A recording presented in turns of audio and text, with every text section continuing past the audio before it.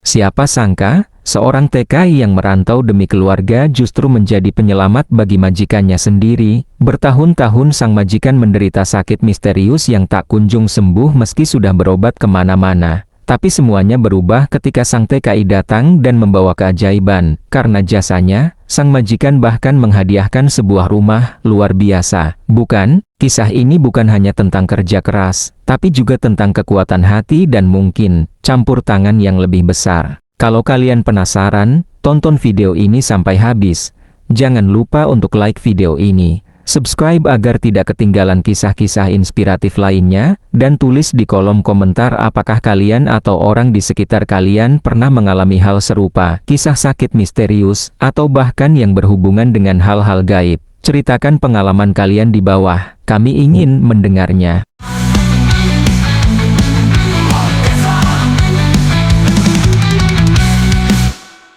Sudirman, seorang pria sederhana asal Jawa Barat yang namanya mungkin tak akan dikenal banyak orang, jika bukan karena kisah luar biasa yang menimpanya di negeri orang. Lahir dari keluarga petani di sebuah kampung kecil yang jauh dari hingar-bingar kota, Sudirman tumbuh sebagai anak yang terbiasa hidup dengan segala keterbatasan. Sejak kecil, ia diajarkan untuk bekerja keras, bersyukur, dan tidak pernah mengeluh. Orang tuanya hidup pas-pasan, tapi selalu menekankan pentingnya kejujuran dan doa. Setelah lulus SMP, Sudirman tidak bisa melanjutkan sekolah karena kondisi ekonomi. Ia memilih membantu ayahnya di sawah dan mencari kerja serabutan. Namun, seiring berjalannya waktu, ia mulai sadar bahwa penghasilan di kampung tidak cukup untuk mengubah nasib keluarganya. Maka, dengan tekad yang besar dan doa dari orang tua, Sudirman memutuskan untuk merantau, menjadi TKI di luar negeri. Tak mudah baginya untuk mendapatkan pekerjaan. Ia harus melewati berbagai proses yang panjang, pelatihan, administrasi, hingga wawancara kerja. Tapi kesabaran dan sikapnya yang jujur membuatnya diterima oleh sebuah keluarga di Timur Tengah sebagai asisten rumah tangga. Saat pertama kali menginjakkan kaki di negeri gurun itu, Sudirman mengaku hatinya campur aduk,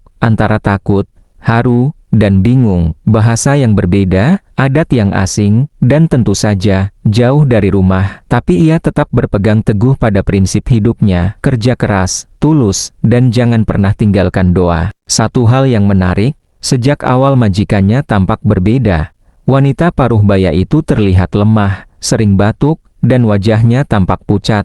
Suasana rumah pun terasa berat dan murung. Namun Sudirman tak berani bertanya, ia hanya fokus bekerja dan memperhatikan keadaan di sekelilingnya dengan diam. Tanpa ia sadari, keputusannya untuk merantau bukan hanya akan mengubah hidupnya, tapi juga mengubah nasib orang lain secara drastis. Hari-hari pertama Sudirman bekerja di rumah majikannya berjalan tenang, tapi penuh rasa penasaran. Keluarga tempat ia bekerja adalah keluarga terpandang di kawasan tersebut. Rumahnya besar, berlantai 2, dikelilingi taman luas dan pagar tinggi. Tapi di balik kemewahan itu, ada sesuatu yang terasa tidak biasa. Sang majikan, seorang wanita paruh baya bernama Noura, hampir setiap hari terlihat terbaring di kamar. Tubuhnya kurus, kulitnya pucat, dan matanya sering terlihat kosong, seperti menatap sesuatu yang jauh dan tak terlihat oleh mata manusia biasa. Ia sering mengalami demam tanpa sebab, lemas mendadak, bahkan beberapa kali pingsan tanpa alasan medis yang jelas. Sudirman, yang saat itu masih baru, hanya bisa memperhatikan dari kejauhan. Ia bertugas membersihkan rumah, memasak, dan membantu pekerjaan dapur lainnya. Tapi semakin lama ia berada di rumah itu, semakin ia merasakan sesuatu yang janggal. Rumah itu sunyi, bukan sunyi biasa, tapi semacam keheningan yang menekan, seperti ada energi tak terlihat yang membuat udara terasa berat.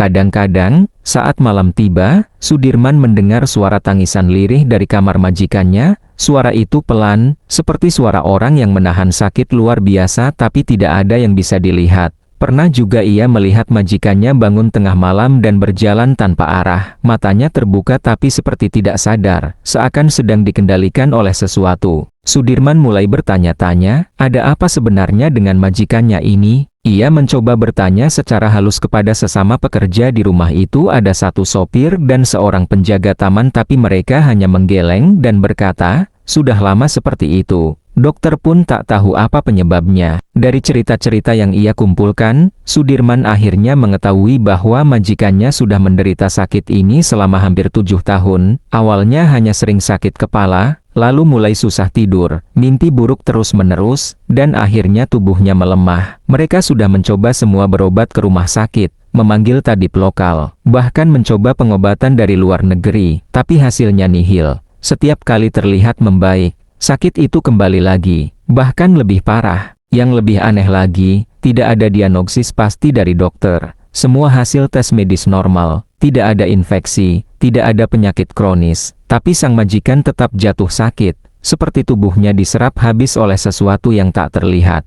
Sudirman mulai mencurigai sesuatu yang tidak bisa dijelaskan oleh ilmu medis. Ia ingat cerita dari kampung halamannya, tentang orang-orang yang terkena santet atau kiriman sihir dari orang yang iri atau dendam. Gejalanya sangat mirip, tubuh lemah, sering mimpi buruk, sulit tidur, merasa seperti diawasi, dan suasana rumah yang tidak nyaman. Malam demi malam, Sudirman merasa makin gelisah, ia tidak bisa tidur nyenyak. Ada kalanya ia merasa seperti ada yang memperhatikan dari pojok kamar, lampu tiba-tiba mati sendiri. Suara langkah kaki terdengar di lorong padahal tidak ada siapa-siapa. Suasana rumah yang mewah itu kini terasa seperti rumah kosong yang menyimpan misteri kelam. Tapi di tengah ketakutan itu, Sudirman tidak lari, ia justru semakin rajin beribadah. Ia mulai membaca doa-doa yang diajarkan oleh orang tuanya sejak kecil. Ia yakin, sebesar apapun kekuatan jahat itu, tidak akan bisa mengalahkan kekuatan doa dan niat baik. Dalam hati, ia berkata, saya dikirim ke rumah ini bukan tanpa alasan. Mungkin Allah punya rencana. Mungkin saya di sini bukan hanya untuk bekerja, tapi untuk menolong. Tanpa sadar, sebuah perjalanan spiritual dan penuh keajaiban baru saja dimulai. Hari demi hari, Sudirman makin yakin bahwa sakit yang diderita majikannya, Noura, bukanlah penyakit biasa. Setiap kali ia melihat majikannya berteriak dalam tidur, atau mendadak menangis tanpa sebab, hatinya seperti ditarik oleh rasa iba yang dalam, bukan karena rasa kasihan semata, tapi karena ia merasa ada sesuatu yang lebih gelap, lebih dalam, yang sedang menjerat wanita itu. Ia pun mulai memperhatikan hal-hal kecil yang sebelumnya ia anggap wajar. Beberapa kali ia melihat seekor burung hitam selalu hinggap di jendela kamar majikannya, persis menjelang sore. Tak lama setelah burung itu datang, majikannya akan merintih kesakitan, menggeliat seperti orang kesurupan. Pernah suatu pagi, ia menemukan segumpal rambut kusut di bawah bantal majikannya, rambut yang bukan milik siapapun di rumah itu. Suatu hari, saat sedang membersihkan kamar belakang yang jarang dipakai, Sudirman menemukan sebuah kantong kecil yang dibungkus kain lusuh. Di dalamnya, ada paku berkarat, potongan kuku, dan selembar kertas dengan tulisan aneh yang tidak ia fahami. Saat ia tunjukkan pada sopir, pria itu hanya menatapnya sebentar, lalu buru-buru menyuruhnya membuangnya jauh-jauh. Tapi Sudirman tidak bodoh, ia tahu, benda itu bukan benda biasa. Ini bukan cuma sakit, ini kiriman, pikirnya dalam hati. Sudirman mulai teringat akan ajaran-ajaran dari kampungnya. Ia bukan orang pintar dalam hal ilmu gaib, tapi ia tumbuh besar di tengah masyarakat yang akrab dengan hal-hal semacam ini. Ia tahu bahwa tidak semua penyakit datang karena virus atau bakteri. Kadang, ada hati yang terlalu gelap, yang ingin menyakiti dengan cara yang tak terlihat. Ia pun mulai bergerak, perlahan, diam-diam. Setiap malam, setelah pekerjaannya selesai, ia mengambil air wudhu, duduk di pojok kamarnya, dan mulai membaca ayat-ayat suci. Ia berdoa bukan hanya untuk dirinya sendiri, tapi untuk majikannya orang asing yang tak ia kenal lama, tapi kini seperti bagian dari takdirnya. Ia juga mulai membacakan doa-doa itu ke air minum yang akan diberikan kepada Noura. Tak banyak yang tahu, ia hanya bilang, saya doakan semoga cepat sembuh. Setiap kali menyajikan air itu, dan anehnya, sejak air itu rutin diminum, majikannya mulai bisa tidur lebih nyenyak, tidak sesering dulu terbangun dengan teriakan, wajahnya juga mulai terlihat sedikit lebih segar. Suatu malam, saat Noura terbangun dengan sesak napas dan tubuh gemetar, Sudirman memberanikan diri membacakan doa di dekatnya. Ia tidak tahu harus mulai dari mana, tapi lidahnya mengalirkan apa yang selama ini ia hafalkan sejak kecil, ayat kursi, Al-Falaq, Naas. Tangan kanannya ia letakkan perlahan di punggung Noura, sementara bibirnya terus komat kamit. Yang terjadi setelah itu membuat bulu kuduknya merinding. Noura, yang awalnya menggigil hebat, tiba-tiba mengeluarkan suara aneh, seperti suara yang bukan berasal dari tenggorokan wanita. Matanya terbuka lebar, menatap kosong ke langit-langit, lalu tubuhnya perlahan tenang, dan ia tertidur. Esok paginya, Noura bangun lebih segar. Ia bahkan bisa duduk dan makan tanpa bantuan. Keluarga di rumah menyangka itu hanya kebetulan, tapi Sudirman tahu, itu bukan kebetulan. Hari-hari berikutnya, Sudirman terus melakukan hal yang sama, membacakan doa setiap malam, menjaga majikannya dengan hati-hati, dan memperkuat dirinya sendiri dengan ibadah yang lebih khusyuk. Ia tidak pernah menyombongkan diri, ia hanya merasa bahwa ini adalah amanah, bahwa mungkin di antara ribuan orang Allah memilih dirinya untuk jadi jalan kesembuhan. Ia tahu perjuangannya belum selesai, tapi satu hal yang pasti, ia tidak lagi takut. Karena dalam dirinya tumbuh keyakinan kuat, bahwa niat baik, disertai doa yang tulus, bisa menembus dinding kegelapan sekuat apapun sihir itu. Perlahan tapi pasti, perubahan itu mulai terasa. Majikannya, Noura, yang sebelumnya hampir setiap hari hanya terbaring lemas, kini mulai bisa duduk di kursi taman. Ia kembali tersenyum-senyum yang bahkan oleh anak-anaknya sendiri sudah lama tidak mereka lihat. Wajahnya yang dulu pucat, sekarang mulai tampak segar. Nafasnya tak lagi sesak. Malam-malam panjang yang dulu penuh teriakan kini berganti dengan tidur tenang. Bagi orang lain, mungkin ini hanyalah sebuah kebetulan atau masa pemulihan. Tapi bagi Sudirman, ini adalah jawaban dari setiap doa yang ia panjatkan dengan tulus. Setiap malam, dalam diam, ia tak pernah mengklaim apapun, tak pernah berkata bahwa ini karena dirinya. Ia tetap bekerja seperti biasa, merapikan tempat tidur, mengepel lantai, menyiapkan makanan. Tapi jauh di dalam hatinya, ia tahu bahwa sesuatu telah terjadi, sesuatu yang tak bisa dijelaskan oleh logika. Yang lebih mengejutkan, bukan hanya kondisi fisik Noura yang membaik, suasana rumah pun ikut berubah. Dulu, rumah itu seperti tak berjiwa, sejuk tapi bukan nyaman, diam tapi terasa penuh tekanan. Tapi sekarang, rumah itu kembali terasa hangat. Tawa anak-anak mulai terdengar lagi. Musik kembali mengalun di ruang tamu. Lampu-lampu yang dulu sering berkedip tanpa sebab kini menyala stabil. Bahkan tanaman-tanaman di taman yang sempat layu, kini tumbuh lebih segar. Tak hanya itu, para penghuni rumah mulai menyadari bahwa Sudirman bukan sekadar pekerja biasa. Mereka mulai memperhatikan kebiasaan-kebiasaannya yang sederhana, selalu bangun sebelum subuh, membaca kitab suci dengan suara pelan, memberi makan burung di taman setiap pagi sambil berdoa. Semuanya dilakukan dengan tenang, seakan ia sedang menjaga rumah itu dengan cara yang tak kasat mata. Salah satu anak Noura, seorang pria dewasa bernama Tarek, sempat bertanya langsung kepada Sudirman, "Apa yang kamu lakukan sebenarnya? Ibu saya berubah sejak kamu datang." Sudirman hanya tersenyum. Jawabannya singkat, "Saya hanya berdoa, Tuan, selebihnya, itu kuasa Allah." Keluarga pun mulai mempercayainya. Bahkan Noura, yang kini bisa berbicara lebih lancar, suatu pagi memanggil Sudirman ke kamarnya, dengan suara pelan tapi jelas. Ia berkata, "Aku tak tahu apa yang kamu lakukan, tapi sejak kamu ada di sini, aku merasa seperti kembali hidup." Air mata mengalir di pipinya, bukan karena sedih, tapi karena bahagia. Setelah bertahun-tahun terperangkap dalam tubuh yang lemah dan jiwa yang dihantui, ia akhirnya merasa bebas. Sejak saat itu, keluarga Noura tak lagi memperlakukan Sudirman sebagai pekerja.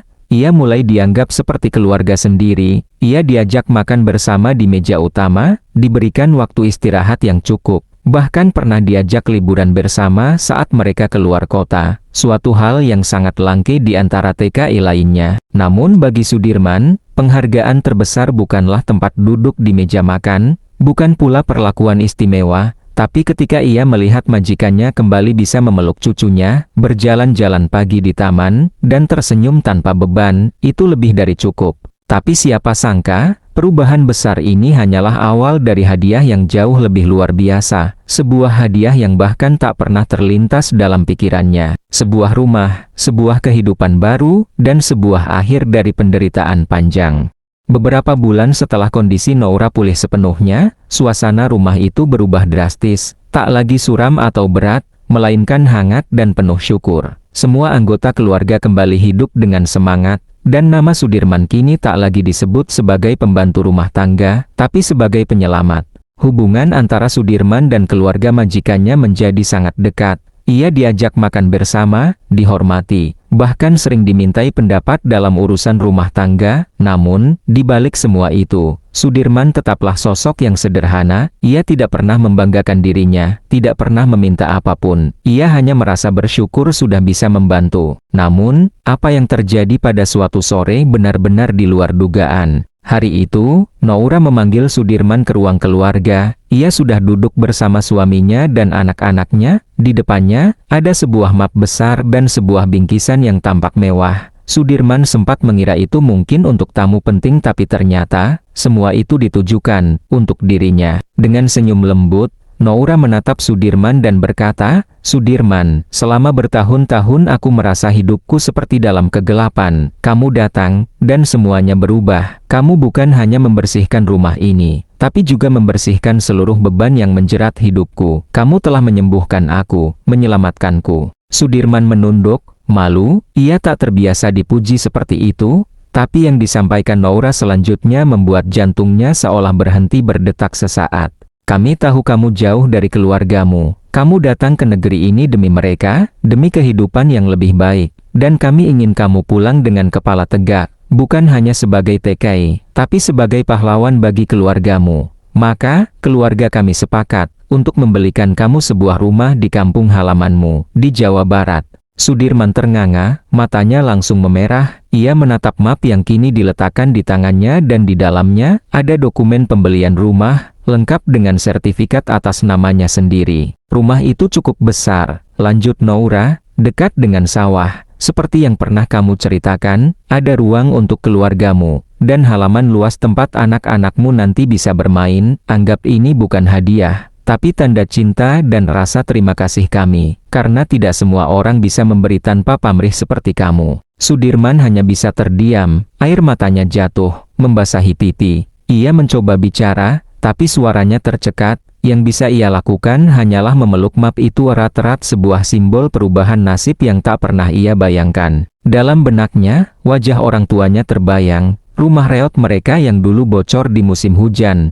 kini akan diganti oleh rumah layak huni, berkat kerja keras, kesabaran, dan, mungkin, sedikit keajaiban dari Yang Maha Kuasa. Ia tahu, rumah itu bukan sekadar tempat tinggal, tapi bukti bahwa apapun yang dilakukan dengan tulus, sekecil apapun, akan kembali pada kita dengan cara yang tak terduga, kadang jauh lebih besar dari yang kita impikan. Sejak hari itu, Sudirman menyimpan satu pelajaran besar dalam hidupnya, bahwa kebaikan tak pernah sia-sia, dan bahwa jalan hidup seseorang, sesulit apapun, bisa berakhir dengan cahaya, jika dijalani dengan hati yang bersih. Perjalanan Sudirman bukan sekadar kisah tentang seorang TKI yang bekerja jauh dari kampung halaman. Ini adalah cerita tentang ketulusan hati, kesabaran, dan keajaiban yang terjadi ketika seseorang tidak pernah menyerah dan selalu berdoa. Dari sosok sederhana asal Jawa Barat, Sudirman mengajarkan kita bahwa dalam keadaan tersulit sekalipun, niat baik dan keteguhan iman mampu membuka jalan yang tidak pernah kita bayangkan sebelumnya. Kini, rumah besar di kampung halamannya menjadi simbol dari harapan dan keberhasilan. Bukan hanya miliknya sendiri, tapi juga milik keluarganya dan generasi yang akan datang. Sebuah hadiah yang lahir dari rasa terima kasih yang tulus, bukan karena materi semata. Kisah ini mengingatkan kita semua untuk selalu berbuat baik, bahkan ketika hasilnya belum terlihat, karena suatu saat, kebaikan itu akan kembali dengan cara yang luar biasa. Nah, sekarang aku mau tanya ke kalian yang lagi nonton. Apakah kamu pernah atau kenal seseorang yang mengalami kejadian misterius seperti ini? Atau mungkin kamu punya cerita unik soal kesembuhan yang ajaib? Tulis cerita kalian di kolom komentar ya. Aku sangat ingin mendengar pengalaman kalian. Jangan lupa juga untuk klik like jika kamu merasa kisah ini menginspirasi. Dan subscribe channel ini supaya kamu tidak ketinggalan cerita-cerita menarik lainnya. Aktifkan lonceng notifikasinya juga, ya. Terima kasih sudah menonton sampai habis. Sampai jumpa di video berikutnya, dan semoga kebaikan selalu menyertai kita semua.